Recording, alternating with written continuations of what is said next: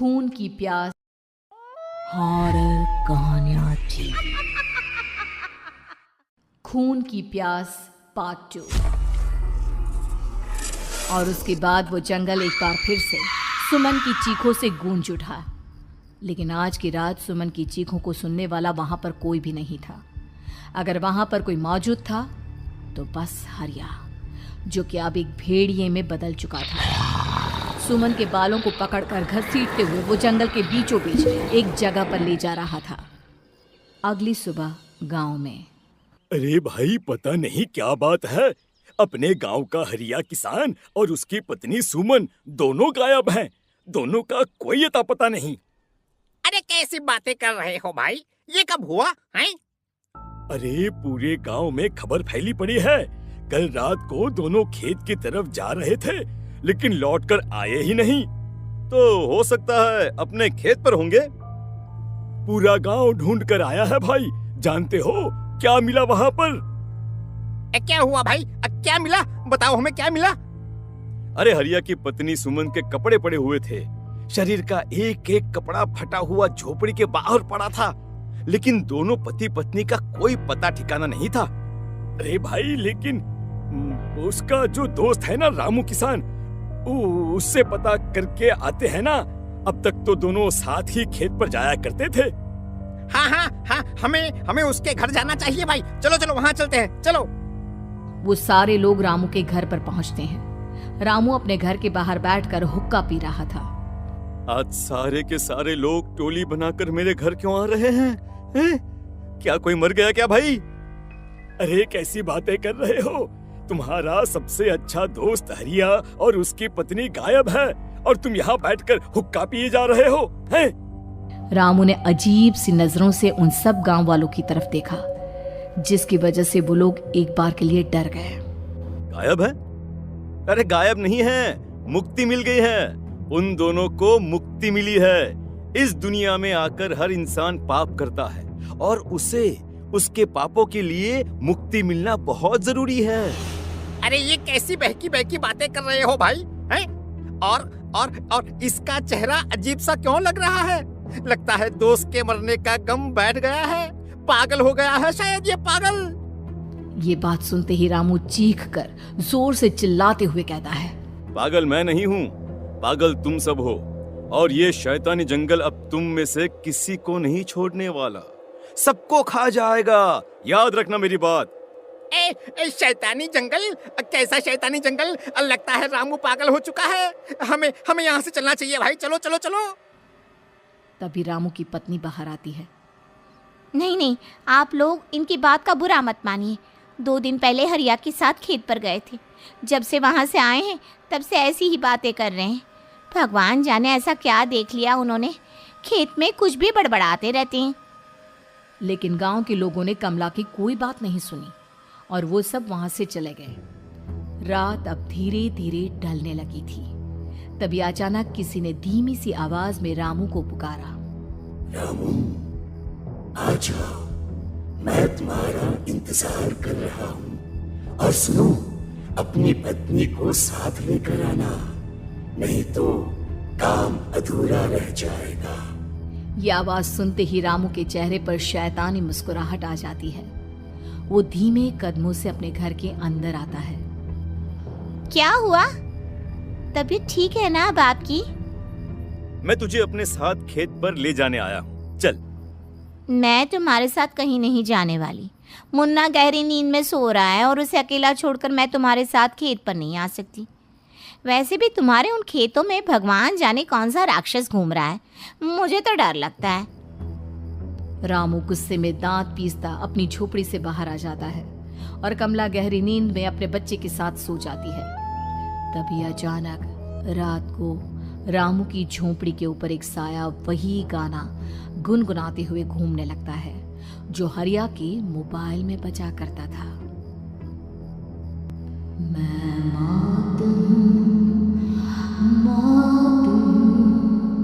मौत जो पसरी है चारों ओर, जो आएगी कहीं से भी निगल जाएगी सबको।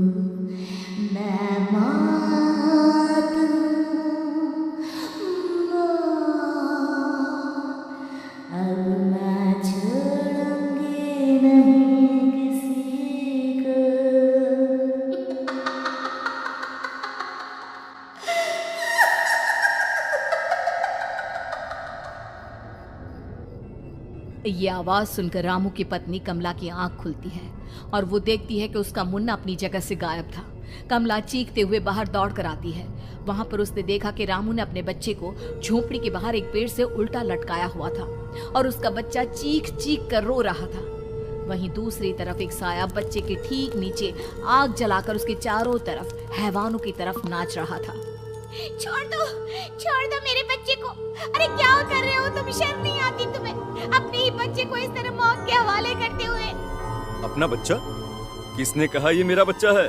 अरे ये तो उस रामू की औलाद है, इस गांव के किसान रामू की, और मेरी दुश्मनी इस गांव के हर इंसान के साथ है। क्या कैसी बात कर रहे हो तुम? और ये औरत कौन है? ये मेरे बच्चे को खा जाएगी। तभी अचानक से उस साया ने एक बेहद खतरनाक दिखने वाली औरत का रूप ले लिया और उसकी आंखों से आग निकल रही थी। सही पहचाना तूने, मैं तेरे बच्चे को खा जाऊंगी। अगर तू अपनी इस हैवान पति रामू के साथ जंगल नहीं आई तो मैं तेरे बच्चे को खा जाऊंगी। लेकिन क्यों? आखिर क्या चाहती हो तुम मुझसे? मुझे जंगल क्यों ले जाना चाहती हो? औरत बुरी तरह से ठहाके मार मार कर जोर जोर से हंसने लगी और साथ में रामू भी। ये तो तुझे वहाँ चलने के बाद ही पता चलेगा ना। अगर तू नहीं आई तो थोड़ी देर में तेरा ये बच्चा आग में जलकर मर जाएगा। चल जल्दी। नहीं मेरे बच्चे को छोड़ दो। तुम जहाँ कहोगे मैं तुम्हारे साथ चलने के लिए तैयार हूँ। और उसके बाद उस बच्चे को झोपड़ी में लिटाकर आगे आगे वो साया चल रहा था और उसके पीछे पीछे रामू अपनी पत्नी के बाल पकड़कर उसे घसीटते हुए जंगल की तरफ ले गया। जंगल में जाने के बाद कितनी खूबसूरत हो तुम। आज की रात बस तुम और मैं एक दूसरे के साथ रहेंगे। मुझे तुमसे बहुत डर लग रहा है। तुम्हें क्या हो गया है? तुम तो बिल्कुल ठीक थे। वो होगा जो हमारे बीच होना चाहिए। तो आओ अपने आप को मेरे हवाले कर दो। कमला ने डर की वजह से अपनी दोनों आंखें कसकर बंद कर ली थी। रामू ने बुरी तरह से चीख कर कमला से कहा, आंखें खोलो अपनी और मेरी तरफ देखो।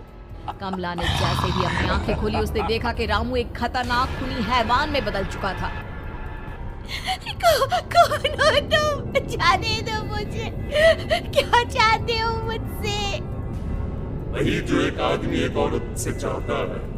मैं तुम्हारा पति रामू नहीं बल्कि इस जंगल का एक भेड़िया हूँ और आज की रात तुम्हारे खून से अपनी प्यास बुझा जाऊं। और उसके बाद वो जंगल कमला की दर्दनाक चीखों से गूंज उठा।